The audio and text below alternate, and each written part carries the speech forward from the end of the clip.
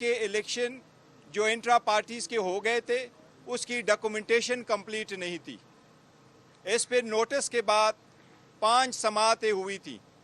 5 समाअतों के बाद election commission ने आप सब लोगों के सामने ओरल ऑर्डर ज़रूर अनाउंस किया था और ये था 13 सितंबर को। और 13 सितंबर के बाद हमने इलेक्शन कमीशन को 2 और दरख्वास्तें दी थी, 18 अक्टूबर को और 31 अक्टूबर को। और फिर हमने एक और लेटर लिखा था चार्टर ऑफ डिमांड में, वो हमने जमा किया था 7 नवंबर को।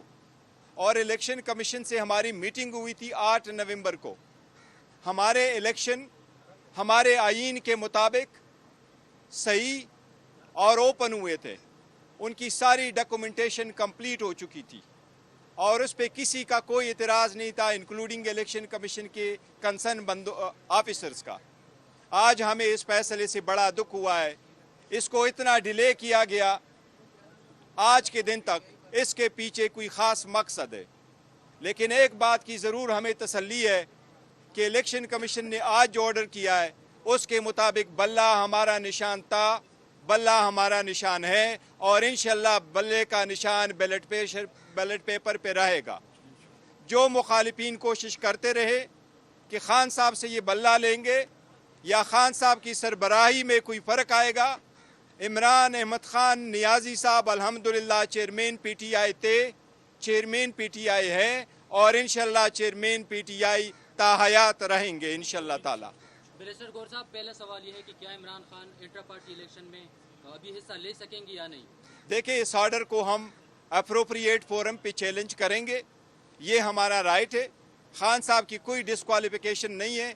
उस ऑप्शन को पार्टी हम कंसिडर करेंगे कि क्या intra parties election with in that period कराने जो इलेक्शन कमीशन ने कहा है या हमने उसको चैलेंज करना है। इस पे पार्टी जो फैसला करेगी इंशाल्लाह हम आपके साथ शेयर करेंगे। ये बताइएगा कि 20 रोज में अगर आप इंतखाबात नहीं करवाते तो क्या होगा सर? जो समाअत थी, पिछली समाअत में इलेक्शन कमीशन के निज़ाम ने खुद कहा कि मामला दरगुजर भी किया जा सकता है, उसके बावजूद भी ये जो ऑर्डर आया ये कोई एक्सपेक्टेड नहीं था, क्योंकि गलत हम थे या जो है वो आपके बल्ले। आपकी बात बिल्कुल सही है, आप लोगों के सामने ये ऑर्डर हुआ था और जिसी की वजह से हम आए थे ये ऑर्डर हुआ था। ये जो फैसला आया है जिसमें ये कहा गया कि हमारे इंट्रा पार्टीज इलेक्शन हमारे आईन के मुताबिक नहीं हुई है, ये इसलिए ये एक्सपेक्टेड नहीं था। लेकिन आजकल के हालात में हर चीज़ के लिए तैयार थे, तो हम तो इससे कोई वर्ष भी तवक्को रखते थे। लेकिन शुक्र खुदा का कि बल्ला हमारे पास है। इंट्रा पार्टीज इलेक्शन पे जो उनका ऑर्डर है हम टू दैट एक्सटेंड इंशाल्लाह ताला इसको हाई कोर्ट में चैलेंज करेंगे और जल्द चैलेंज करेंगे। सर, अगर 20 रोज में आप इंतखाबात नहीं करवाते